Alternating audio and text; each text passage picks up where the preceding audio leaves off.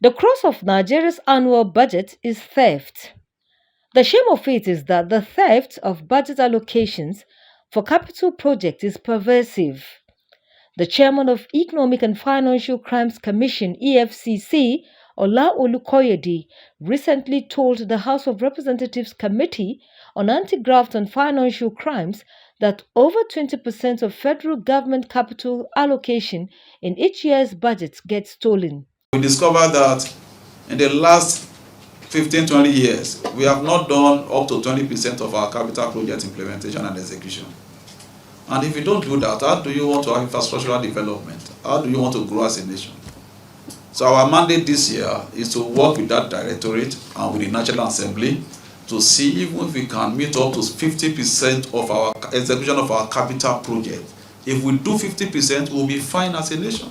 By that degree of graft, the federal government has lost over 5.04 trillion naira from a total of 28.040 trillion naira allocated to capital projects between 2020 and 2024. By EFCC's estimates, the federal government will lose over 2.72 trillion naira from the 2025 capital budget allocation of 13.6 trillion naira. This situation has got development economists worried. About 20% goes into corruption. That simply shows why we have deficit in infrastructure, why we have deficit in social amenities like education, like our schools, like our health, because it is only capital expenditure that you can use to cater to majority of Nigerians.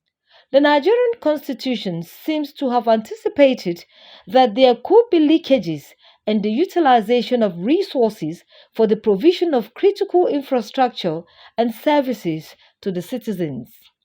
That is why committees of the legislature keep an eye through their oversight on how funds allocated to different organs of government as capital expenditure are utilized. Can we say that the Nigerian legislature, whether the state or local government or even the federal level, have been doing their work? Let me concede that indeed they've been trying, no doubt, of course, to the extent that we have been seeing public hearings. But the question is, has it been that effective? The answer is actually no.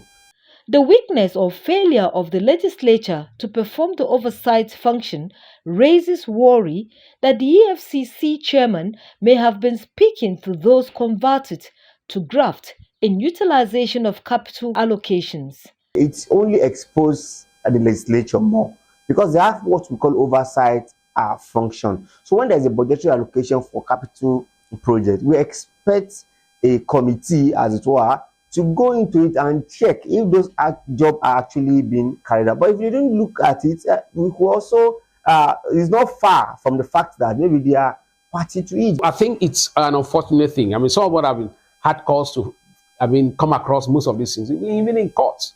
Have matters where you see governors alleged to have embezzled billions of naira, commissioners, you have civil servants, contractors conniving amongst themselves and all of that.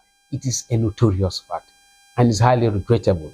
As anti-graft agencies grapple with corruption that ambushes money meant for capital projects, the confidence of the citizens in the government keep diminishing.